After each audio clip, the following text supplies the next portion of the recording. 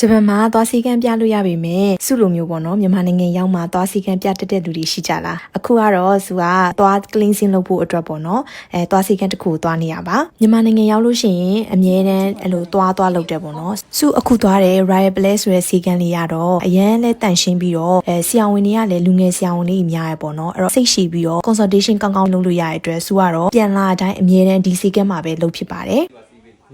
သူကဘာဖြစ်လို့ဂျပန်မှာမလုပ်ဖဲနဲ့မြန်မာနိုင်ငံမှာလုပ်ရလဲဆိုတာကတော့အရန်ကြောက်တက်လို့ပါတယောက်တည်းဆိုတော့ကြောက်တက်လို့ရှိရင်အဲ့လိုပြဿနာတွေအများကြီးကြုံဘူးတယ်ပေါ့နော်သွားကိုဂျပန်မှာလုပ်ဘူးတဲ့အတွေ့အကြုံရှိတယ်အဲ့ဒီအတွေ့အကြုံဆိုးရွားတွေကြုံခဲ့ဘူးတဲ့အတွက်ကြောင့်သူကတော့မြန်မာနိုင်ငံပြန်ရောက်မှပဲသွားနဲ့ပတ်သက်တဲ့ consultation လုပ်တာမျိုးတွေ cleansing လုပ်တာမျိုးတွေလုပ်လို့ရှိပါတယ်ရှင်းရမိုက်တယ်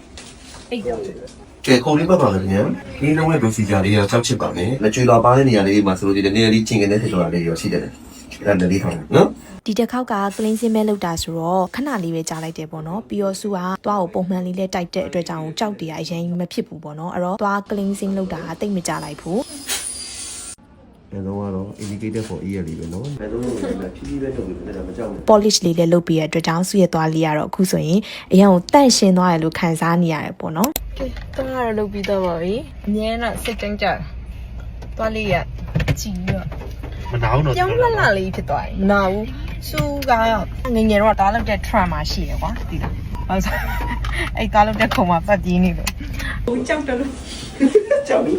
အဲ့တော့သွားတွေပဲဆိုတိတ်မလုံးကြောက်လို့အဲ့ဒါကြောင့်ဂျပန်မှာတော့မလုပ်ဖြစ်ဘူးကလေးစင်းတော့မလုပ်ဖြစ်ဘူးသွားလည်းမပြဘူးဘာမှမလုံးသွားနိုင်ကိုယ့်ကိုစေးတောက်ပြီးကြိတ်ခံနေတဲ့လူမျိုးပေါ့နော်ဒါပေမဲ့ဆိုအမြဲပြန်လာလို့ရှိရင်ဒီ Royal Palace ဆိုတဲ့စီးကံမှာအမြဲလုပ်တယ်ဒီစီးကံကကြတော့တငယ်ချင်းရဲ့စီးကံပေါ့နော်တငယ်ချင်းကသူကိုယ်တိုင်ဖွင့်ထားတဲ့စီကံပေါ့နော်ကိုကငကိုတွေကကိုကြောက်တတ်တယ်အရန်ကိုကြောက်တတ်တဲ့လူတွေမှာပါတယ်ဘာလို့ဆိုဂျပန်မှာတစ်ခါသွားပြလိုက်တာပေါ့နော်အဲ့ခုံမောလှဲပြီးတော့ဆရာကဆေးလေးပဲထိုးရတယ်မိလေကွာ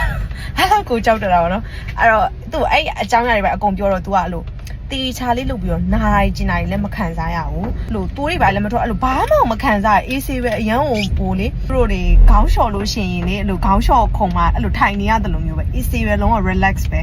အဲ့တော့တော်တော်လေးအဆင်ပြေရဲ့အဲ့တော့သူကအမြင်ပြန်လာလို့ရှိရင်ဒီ Royal Palace မှာအမြင်လုပ်တယ်ပေါ့နော်အဲ့တော့အခုတော့စတော့ပါပြီ